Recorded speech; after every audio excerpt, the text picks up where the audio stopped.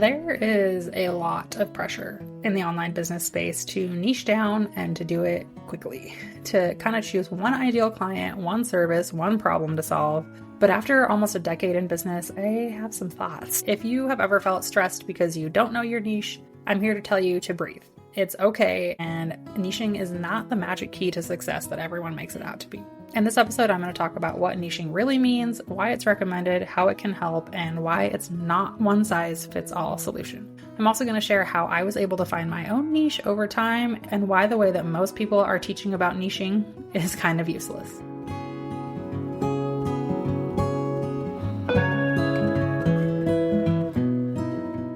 Welcome to the Six Figure Brand Podcast, where each week we're pulling back the curtain on what it really takes to build a six-figure business as an online service provider. I'm your host, Morgan. I'm a branding expert, online agency owner, mom of two, and military spouse, and I'm obsessed with helping entrepreneurs like you understand the ins and outs of branding so that you can use it to grow your business without sacrificing your sanity.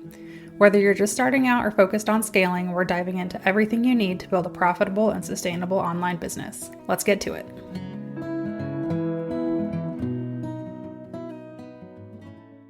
If you have ever felt behind, stuck, and started spiraling because you still haven't nailed down your niche, you are not alone. In the online business world, niching kind of gets treated like the golden ticket, as if once you figure it out, then clients are just going to start magically beating down your door, your offers are going to sell themselves, and everything will just fall into place. But here's my hot take. It is not that simple. And to be honest, I think that all the hype around niching is a little bit overrated. So today we're going to unpack what niching actually is, how it can help you in your business, and why it's also not a one-way ticket to success. I'm going to share what I believe matters way more than having a hyper-specific ideal client avatar, especially if you are early in your business or pivoting. Okay, so first let's talk about what niching actually is. At its core, niching is just who you serve and what problem you help them solve. It is not that complicated, if I'm being honest. It's not like some rigid box that you need to shove yourself into, and it is really not about your ideal client's favorite color or their coffee order or what their favorite aisle at Target is. People can niche in a ton of different ways. So you can serve a specific industry like photographers, coaches, online educators, mental health professionals, etc. You can niche by kind of your client's values or worldview. So neurodivergent business owners, anti-hustle culture is pretty popular right now. You could serve specifically moms, for example. You can also niche by business model. So you could offer only VIP days. You could offer a membership. You could offer retainer services. You can niche by stage of business. So somebody who's brand new, just in the ideation stage versus somebody who's scaling to six figures. And you can niche by result or transformation. So growing your audience, improving client retention, getting more leads, automating your business. So niching does not mean that you only work with 32-year-old moms of two who shop at Madewell and drink vanilla oat milk lattes. I have seen that client avatar exercise done so many times, and it just makes me want to cry that people are putting so much effort into like figuring out those things about what kind of car they drive and how many kids they have and, oh my gosh, what zip code they live in, and none of that matters. So the reason why niching is recommended is because it really does help clarify your messaging and your positioning. I get why people talk so much about niching. When your niche is clear, your marketing becomes easier. That is a fact. Your messaging will feel more focused, your people will recognize themselves more on your content, and it really does shorten the sales cycle and help people kind of trust that you get them because you're speaking just to them and not to everybody. But here's where things kind of can go sideways, is people niche down too early. So before they've validated an offer, before they know what really lights them up, and before they've built any momentum in their business, and then that hyper-specific niche still doesn't solve their problem. It doesn't make their offer attract people. It doesn't help them clarify their messaging, and it doesn't help them be visible because they haven't vetted their offer to know that people actually want their thing. So niching does help, but only if all these other pieces are solid too. I think the other place people go really wrong with niching is they just pick something randomly, right? So they just say, oh, you know what? I like Star Wars, so I'm going to work with other business owners who are also Star Wars freaks. And they don't pay attention to how does that actually apply to my business? Is that a big enough niche where I can get a solid stream of clients? Any of that stuff. So they're just throwing spaghetti against a wall and hoping that it sticks. So my hot take on niching, and I've said this already, but I'm going to say it again. I think niching is overhyped. It is useful. It can and will help you grow, but it is not the most important thing in your business, especially not in the beginning. People make out niching to be like a fast track to success when I think that it works better when you approach it as something that you kind of naturally and organically discover over time.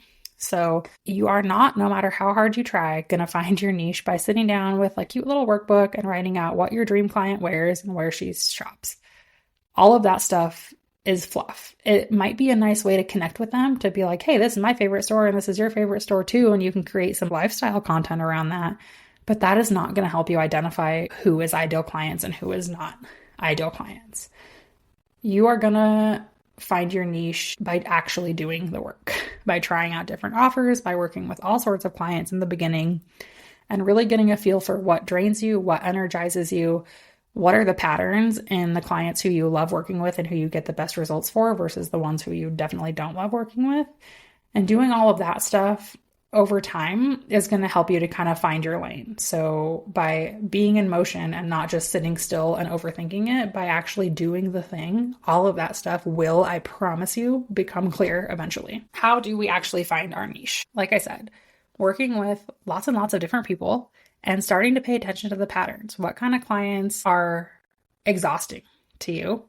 And what kind of clients are you saying, oh my gosh, I wish I had 10 more of these? I have told this story before, but at the beginning of my business, I built a website for an insurance broker. I designed labels for hot sauce bottles.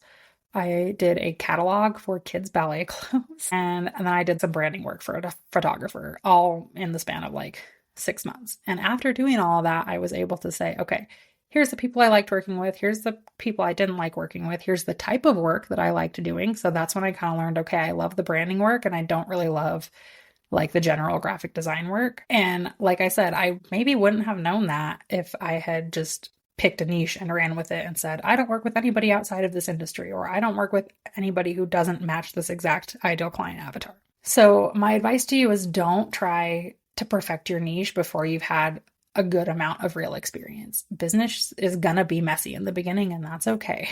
It's okay to serve clients in different industries, test out different offerings, different formats, tweak your prices a bunch, and iterate and try again and try again.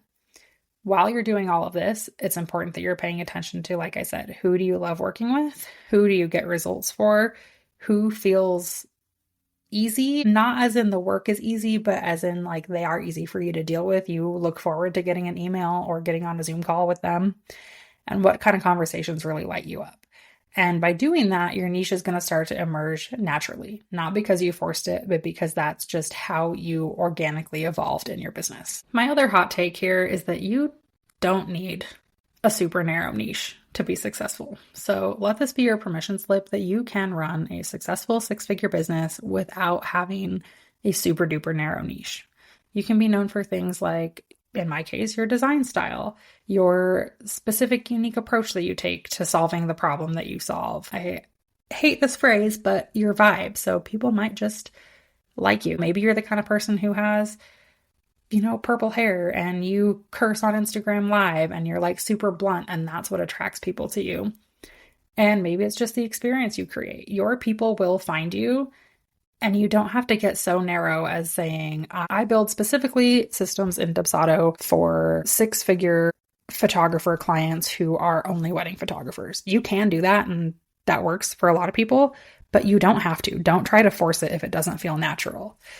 A lot of the most successful business owners that I know, myself included, don't have a perfect niche, but they have still been able to build trust and credibility and a reputation for getting results. And those are the things that are going to attract clients to you. I think also, to kind of piggyback off of that, your niche is not just your ideal client, right? So for a long time, I had an identity crisis of, I don't have a niche. I'm just a brand designer. I don't have a niche. And then it kind of dawned on me that I do have a niche. I work with online business owners. That's a niche. I work with more established, so not brand new business owners. That's also a niche. I build websites exclusively in Squarespace and Kajabi. That's a niche.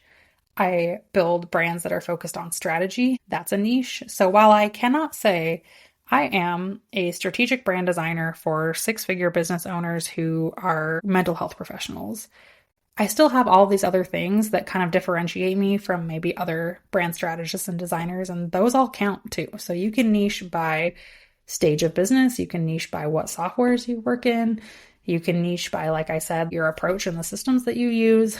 All of that stuff is valuable. And I think that there's a lot that you can focus on instead of obsessing over your niche like I was. I can't tell you how much time I spent banging my head against the wall being like, I need to nail this. And I didn't. It didn't matter. So if you are feeling stuck about niching, here's what you can focus on instead.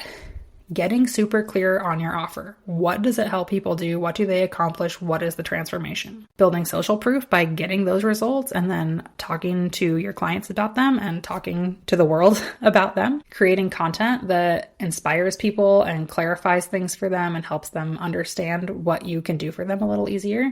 And really letting your personality and your unique point of view come through. And you can do all of that by just showing up consistently, doing the thing, getting scrappy, getting your hands dirty, and just trying some things out.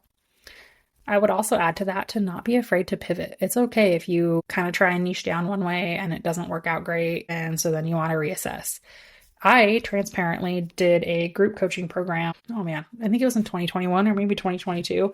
I kind of had a lull in my business and I was like, this is the magic ticket that's going to fix everything. Spoiler alert, I was wrong. And I did not know this when I signed up, but their entire program was basically about niching. They were like, you need to be the designer for XYZ business. And so I said, well, my corporate experience is in the fitness world, so I'll be the graphic designer for health and wellness businesses. And let me tell you, that did not work. I revamped my website, my service guide, my social media, all the things around this niche, and it still didn't help me attract any ideal clients. And so I had to get really real with myself of not only is this not working, I don't want to work only with fitness businesses. I want to work with all sorts of businesses.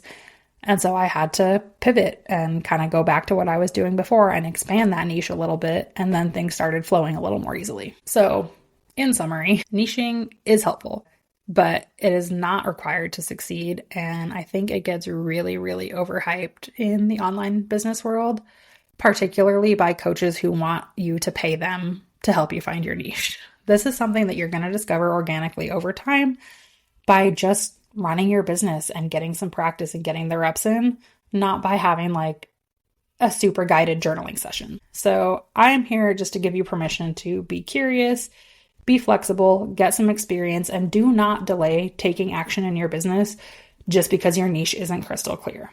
So if you're in a season where things kind of still feel fuzzy and you're kind of beating yourself up because you feel like you should have a niche by now and you don't, just keep going, keep showing up, keep experimenting. That clarity will come, and I promise you it will be so much more effective and impactful letting it happen naturally than by trying to force it. So if this is something you would like to chat more about, I would love to DM with you on Instagram. Also, shoot me a message and tell me, do you feel clear on your niche? Did this episode resonate with you? Is it something you're still figuring out? I would seriously love to chat through all of that with you.